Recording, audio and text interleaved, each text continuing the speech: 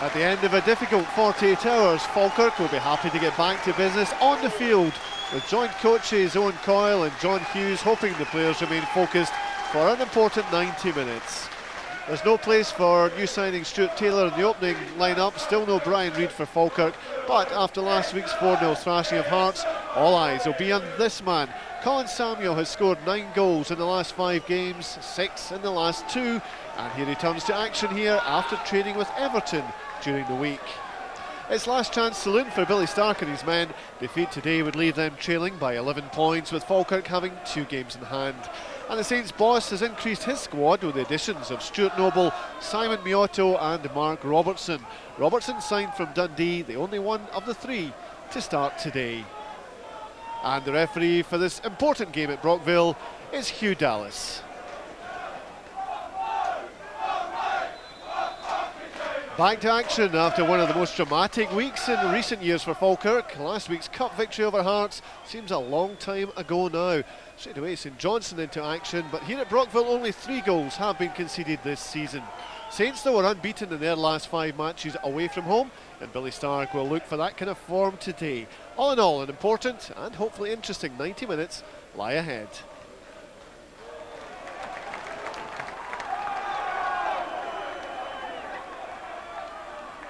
A free kick for Falkirk.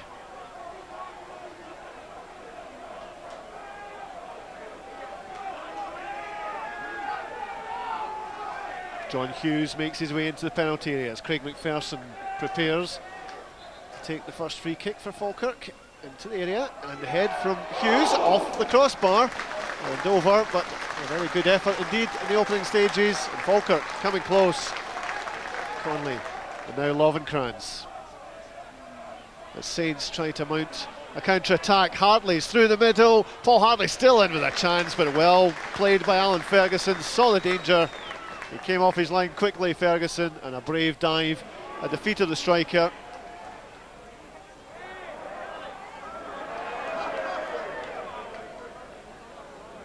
McKenzie finds Miller. Miller in for Samuel. Now is Samuel away here. Good effort. A good save by Kevin Cuthbert. It's the clearest opportunity Falkirk have had so far in the game. Miller found Samuel. Tried just to get the ball behind the goalkeeper, but a good save in the end. McPherson chips it in. It's away by St Johnstone's defence. Mark Kerr almost got away with that, but Paddy Conley now, and a chance here for Lovenkrands. Lovenkrands is through. Has he got the pace? Has he got the angle even to beat the goalkeeper? Not a bad effort by Tommy Lovenkrands, but drifting wide of the post.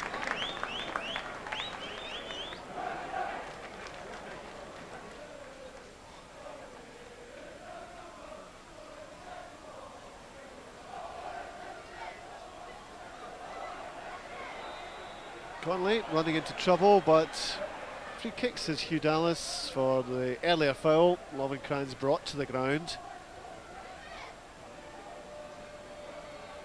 So Hartley sends in the free kick.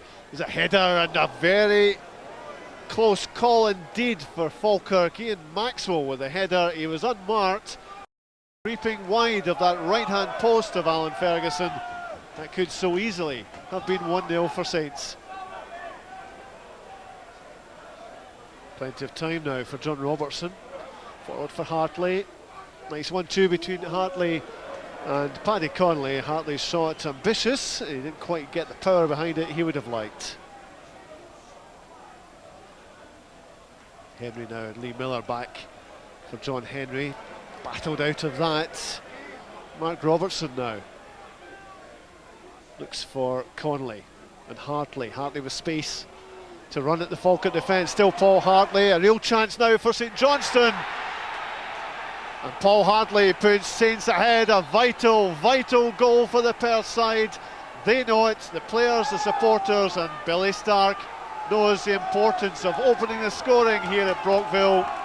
It was down to Hartley's perseverance. He seemed to have lost the ball. He won it back, and a shot rifled into the bottom corner of the net to put St Johnstone ahead.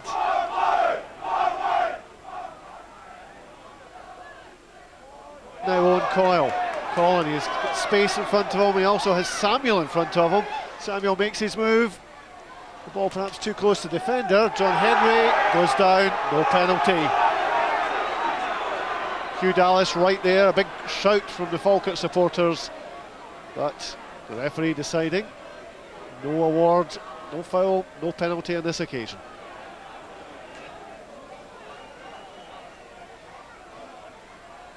Conley controlled the ball well. Paddy Conley cutting infield.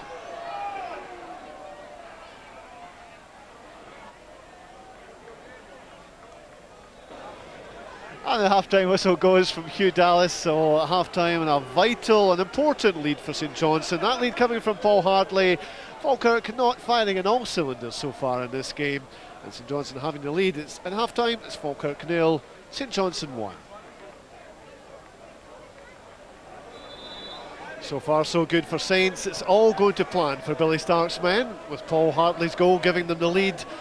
How will Falkirk respond? Well, we'll soon find out after the first team talk for Owen Coyle and John Hughes.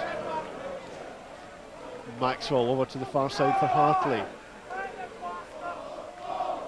Hartley, well, he's got away from two players, now cuts infield. Paul Hartley has a go himself, good effort, and well saved by Alan Ferguson. But the danger of Paul Hartley once again all too evident for that Falkirk defence. He scored in the first half, and they always let him in with a chance. He beat three players. Eventually the shot came in, and Ferguson up to the challenge. David Nichols forward. Owen Coyle, edge of the penalty area. He did have some space, Coyle. Henry with them. Is there a chance for a shot? An excellent save. The shot came in from Mark Kerr, and a great save from Kevin Cuthbert.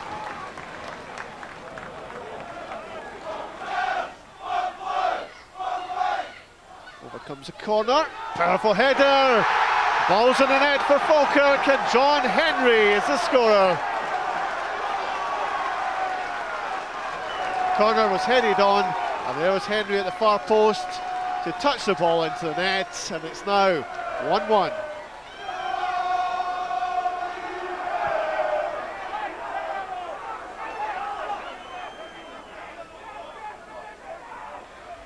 Lee Miller into the back of Robertson, and Hugh Dallas will have to keep a careful watch on this game. His tempers become a wee bit heated. You can see him telling the players to calm down. So Paul Hartley play it into the penalty area. Away by Coyle as far as Robertson. Shot deflected.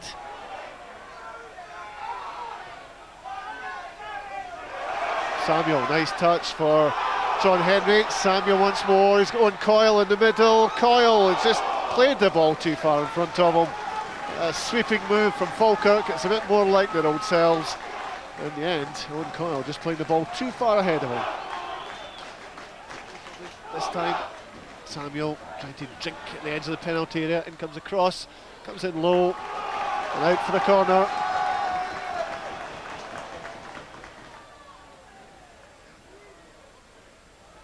Corner into the penalty area, off the line. Baxter, the man in the far post, and he had to be as the corner came in. It was flicked on by Lee Miller. Baxter at the post, covering just for that eventuality, getting the ball away.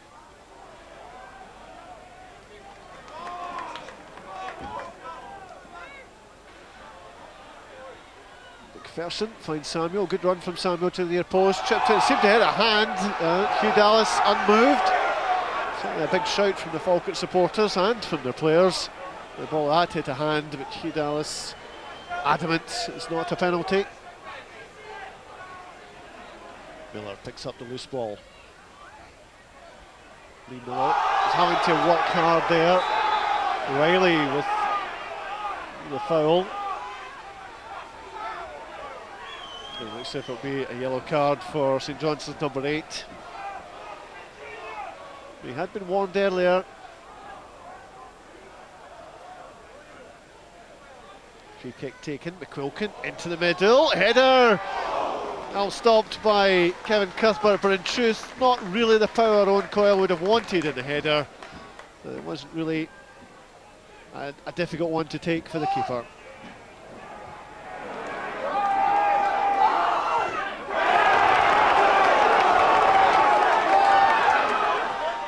Now Coyle comes forward, Samuel is with him. Coyle, is there to be a finish here for Falkirk? No power, no direction in the shot from Owen Coyle. It was almost a pass, a disappointing end to a promising move. Towering clearance by Grant Murray. Davy Nichols standing his ground.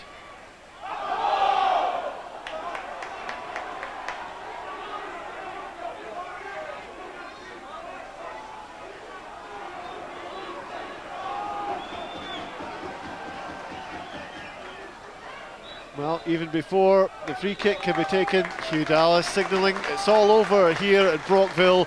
This will be a better point for Falkirk than it is for St Johnstone.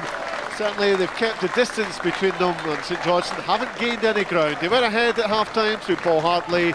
John Henry pulled it back for Falkirk. Give us a full-time score at Brockville. Falkirk 1, St Johnstone 1.